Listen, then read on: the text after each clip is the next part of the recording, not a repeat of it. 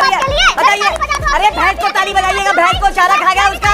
हिंदुओं को बांटने का काम आप बंद कर दो, ठीक है? ये बांट के जितनी राजनीति करनी, सुनिए अब आप सुनिए, धर्म से उचित जाति नहीं होती, जातियों में बांटने का काम बंद करिए। आपने एक बार भी ये नहीं बोला कि मुस्लिम में कितनी जातियां होती है। हमेशा हिंदुओं को बांटने का काम करते हो, ब्राह्मण शूद्र में लड़ाने का काम करते हो। वो जब देखो तो बोलते हैं ब्राह्मण गलत है। संदेश खाली मेरी बहनों के साथ बोलिए, लालू प्रसाद यादव को कौन सा बयान आया, बोलिए। संदेश खाली में नहीं बोले। बहुत अच्छा कंचना जी ने, मैं कंचना रुक जाइए, बेफिस का तरीका, ये तरीका ठीक नहीं। अभी ये क्या तरीका आपका, बार-बार तरीका क्या आपका?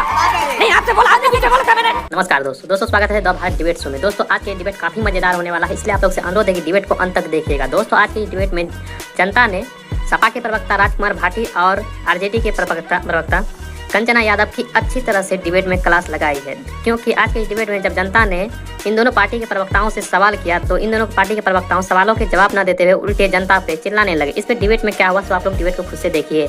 चलिए शुरू करते हैं। ये सरकार का आप इनसे पूछिए, ये सत्ता में रहे 4 बार सरकार कितने नौकरी दी? ओके, जवाब इन्होंने कितनी नौकरी दी? क्या आपको लगता है, क्या आपको लगता है? पूछिए एक बार। देखिए रोजगार एक विषय है, लेकिन हमने एक सर्वे कराया था, उसमें हमने बोला रोजगार एक विषय है, मोदी जी देंगे रोजगार, ये युवा खुद भरोसा भी लोगों को यही है कि नरेंद्र मोदी रोजगार दे सकते हैं। उस सर्वे के ये रिजल्ट्स आए। मेरा पॉइंट ये है कि आपको लगता है जब आप आरक्षण पे सवाल उठाते हैं, जब आप धर्म के आधार पर आरक्षण की बात करते हैं, ये बीजेपी के नैरेटिव को मदद करता है? रमेश जी, आप तो चलाते हैं न्यूज, आपको मालूम होगा कि बिहार में 17 महीने की हमारी सरकार बनी, नीतीश कुमार जी मुखिया थे सरकार के। उस 17 महीने में हमने 5 लाख सरकारी नौकरी दी। आप कहेंगे क्रेडिट ले रहे हैं सर, आप भी ले लीजिए, लेकिन तभी मिला जब हम आए साथ में। और उसके बाद क्या हुआ, जब ये चले गए फिर से इनके साथ पेपर ही लीक हो गया भैया, तीसरे पेज का जब टीचर भर्ती हो रहा था। ये बोर्ड जिहाद बोल रहे हैं, गोली मारो सालों को, किसने बोला था? अनुराग ठाकुर। देश के गद्दारों के साथ क्या होना चाहिए बताइए? देश के गद्दारों को गले लगा लो, ये कह रहे हैं। हम तो कहेंगे कि मारो गोली, अगर गद्दार है तो गोली मारो उसे, और हमारी सेना मारती है गोली, इसीलिए हमें गर्व है। या आप गले लगाइए गद्दारों को, क्या बेकार की बातें करते हैं यहाँ पे आके? है देश के गद्दार जो है आतंकवादी गद्दार है, माओवादी गद्दार है, क्या चाहते हैं? गले लगाओ उन्हें, बेकार की बातें कर रही है, बताइए। अरे भैंस को ताली बजाइएगा, भैंस को चारा खा गया उसका। लालू प्रसाद यादव से कहिए भैंस का चारा लौटाए पहले। प्रज्वल रेवन्ना जो 3000 महिलाओं के साथ घिनौनी हरकत करता है, उसके लिए प्रधानमंत्री वोट मांगते हैं। संदेश खाली मेरी बहनों के साथ बोलिए।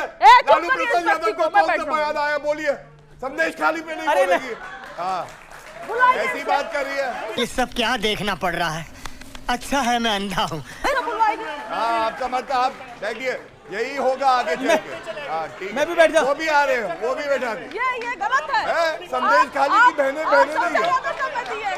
नहीं हमें नहीं, हम तो यही खाए। अरे आप यही नहीं, हमें अरे नहीं, ये मेरा निवेदन है। देखिए आप लोग एक सेकंड, मेरा निवेदन है कि आप लोग अपने सब सीट पे जाइए। आपने विरोध जी, हमारा निवेदन नहीं बिल्कुल नहीं, आपने अपनी बात को रखा 2.5 मिनट, उसके बाद वो बोले, आप अपनी बात को 30 सेकंड रख लीजिए। ओके, पढ़ी लिखी सब महिलाएं, उन्हें बोलना नहीं दिया जा रहा। सभी सब हैं, आप सभी सब हैं। 40 सेकंड। मेरा मानना है कि उस बहन ने एक सवाल उठाया था कि रेपिस्ट या किसी को भी जेल से निकलने पे माला क्यों पहनाया गया? जिसने पहनाया वो गुनहगार है, सुप्रीम कोर्ट ने उसको जेल भेजा। इस देश में किसी भी हिस्से में किसी भी महिला के साथ किसी भी प्रकार का जुर्म होता है, उसके खिलाफ सभी पॉलिटिकल पार्टी को एक साथ खड़ा होना पड़ेगा। बहुत अच्छा कंचना जी ने, मैं कंचना रुक जाइए आप, बेफिस का तरीका, ये तरीका ठीक नहीं। अभी ये क्या तरीका आपका? बार-बार 15 सेकंड नहीं बोल रहे, तरीका क्या आपका? नहीं आपसे बोला, आपके बीच में बोला था मैंने। नहीं आप नहीं, क्या ये तरीका है? आपके बीच नहीं बोला मैं। Shut up, just shut up, just shut up. अब एक सेकंड नहीं, ये शट अप, नहीं जस्ट शट अप। मर्यादित आप ये तरीका ठीक नहीं। मैं किसी के बीच नहीं बोलता। नहीं, वो किसी के बीच में नहीं बोलते। मैं किसी के बीच नहीं बोलता।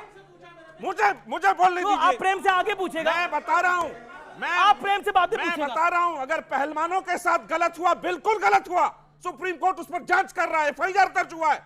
राजवल्लभ यादव जो बिहार में रेपिस्ट था, कंचना जी नहीं बोलेंगी उस पर, संदेश खाली पे नहीं बोलेंगी। ये तरीका ठीक नहीं है, सब पर बोलिए।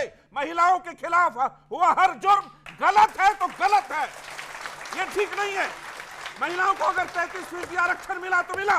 बोलिए ना मुलायम जी के खिलाफ विवेक जी कि मुलायम जी का ये कहना गलत था कि लड़के हैं, गलती हो जाती है। क्यों नहीं बोलते? हम बोलेंगे, अगर आपको ये सरकार बिल्कुल बोलेंगे। हमारी पार्टी हमेशा बिल्कुल गलत था। एक तो साथ में रहते हो, देश आर्थिक नीति आप ब्रिजभूषण शरण जी के साथ रह हैं। के उनका विरोध आप करते हैं, ब्रिजभूषण शरण जी के उनके साथ रह आप के हैं। विरोध करते आप हैं। हैं। लेकिन अभी महिला सशक्तिकरण की बात हो रही है। अभी कांग्रेस समझ रहे हो? 1950 से 2015 तक के आंकड़े बताती है। ना तो 1950 में कोई जनगणना हुई, ना 2015 में कोई जनगणना हुई। जनगणना होती है 31, 41, 61, 71, 81, 91, 2001, 2011 और 21 में इनकी सरकार ने कराई नहीं। अब मैं दूसरी बात बताता हूं, असली जो जनसंख्या वृद्धि दर जो होती है जी, वो फर्टिलिटी रेट से पता चलती है। महिलाओं का फर्टिलिटी रेट क्या है, हिंदुओं का फर्टिलिटी रेट इन सालों में, इस पीरियड में 1.36 कम हुआ है, यानी जनसंख्या वृद्धि दर कम हुई है। ये सरकारी आंकड़े जो मैं बता रहा हूं। और मुस्लिम्स का फर्टिलिटी रेट 2.05 कम हुआ है, यानी हिंदुओं से ज्यादा जनसंख्या वृद्धि दर मुस्लिमों की गिरी है। मैं मानता हूं कि मुस्लिमों की वृद्धि दर कुछ ज्यादा थी हिंदुओं से, लेकिन जो गिरावट है, कितनी ज्यादा गिरावट जो है, कितनी ज्यादा थी? मैं सारे, अगर आप सुनना चाहते हैं तो मैं सारे बताता हूं। आंकड़े दीजिए। दूसरी बात, जी जी जी, 1951 की जनगणना में भारत में 80.56 हिंदू थे, 80.56%। और 2011 की जनगणना में 79.43% कम हुए हिंदू हैं। हिंदू कम हुए ना, इतना 80% से 79% हुए तो कम हुए ना। मैं सर यही बता रहा हूं। और मुस्लिम लगभग 1.07% कम हुए हैं। कम हुए हैं। उस कम होने का कारण भी सुन लो। हाँ। उस कम होने का थोड़ा सा तो जनसंख्या वृद्धि दर में फर्क है, थोड़ा सा, लेकिन कई हिंदुओं ने धर्म परिवर्तन किया है जी, इसलिए क्या सोचिए क्या बोल रहे हैं, कई हिंदुओं ने धर्म परिवर्तन किया है। मतलब मुझे लगता है कि अभी राजकुमार भाटी जी की जुबानी अगर हम इनकी बात माने तो हिंदुओं का धर्म परिवर्तन हुआ है, यानी हिंदुस्तान में धर्म परिवर्तन हो रहा है, ये खुद मान रहे हैं, ये खुद ही मान रहे हैं ना भाई। कोई सवाल है इसके ऊपर तो पूछिए, क्या सवाल है, बोलिए क्या सवाल है। नहीं, एक सेकेंड सवाल सुनिए अब। सवाल, हाँ, सच बहुत खतरनाक होता है, देश में आग लगा सकता है। मैं ऐसे लोगों को व्यक्तिगत तौर पे भी जानता हूं जो पहले खुद को हिंदू लिखवाते थे, अब नहीं लिखवाते।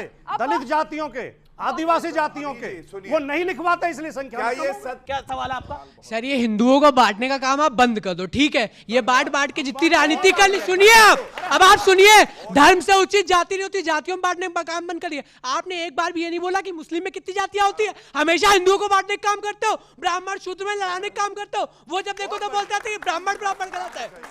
ओके, आपका सवाल क्या? जवाब तो ले लो। एक सेकंड। सर मेरा सवाल तो वैसे सभी पार्टियों से है, खासकर यहाँ पे अगर आरक्षण की बात हो रही है तो मैं पूछता हूँ खासकर इनसे लालू यादव जी से कि अकेला खासकर ST या OBC क्यों, जनरल क्यों नहीं, जनरलों के लिए क्यों आरक्षण नहीं, जनरल के लिए आरक्षण क्यों नहीं?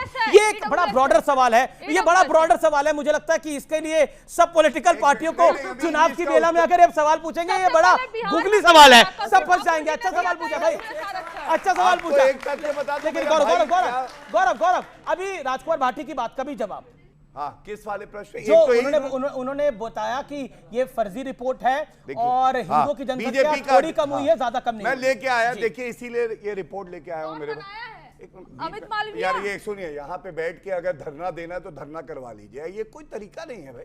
सम्मान चाहिए तो आपके कृत्य भी सम्मानजनक है। हाँ ठीक है, आपके पास ये रिपोर्ट है, आपका फर्जी रिपोर्ट लेकर मैं नहीं घूमती, मेरे पास रिपोर्ट है सत्य कमेटी की रिपोर्ट। इस रिपोर्ट में क्या लिखा है, economic advisory council to the PM, ठीक है, इनकी रिपोर्ट आई है और अभी रिपोर्ट इन्होंने पढ़ी नहीं है, लेकिन कह रही है रिपोर्ट बेकार है और ये बीजेपी का डिपार्टमेंट तो है नहीं। इसमें एक और तथ्य चौंकाने वाला है जिस पे हमें ध्यान देना चाहिए। इसमें रिपोर्ट में ये लिखा है 17 ऐसे देश हैं जहां पे मुसलमान नए बहुसंख्यक बन गए, पहले करीब 50 से 55 थे, 17 सुनिए वर्ल्ड वाइड ये केवल ध्रुवीकरण के लिए। अरे भैया कुछ नहीं, पहले तो सुनिए अमीर जी, क्या समिति को क्या अधिकार है 17 देशों के साथ? मैं बता रहा हूं आपको क्या अधिकार है। ये अधिकार है हमें कि हम किसी को भी यहाँ की जनसंख्या को इसलिए नहीं बदलने देंगे कि आप कहें गजवाए हिंद होगा, लव जिहाद होगा, जिहाद होगा, और जिहाद को ये कहते हैं संघर्ष है। तो आज का ये डिबेट यही समाप्त करते हैं। आई होप कि आप लोग को काफी ज्यादा पसंद आया होगा तो एक लाइक एंड चैनल को सब्सक्राइब कीजिए। साथ में आप लोग कमेंट बॉक्स में अपनी राय जरूर लिखें। चलिए मिलते हैं कोई और नेक्स्ट डिबेट में, तब तक के लिए जय हिंद, जय भारत, वंदे मातरम।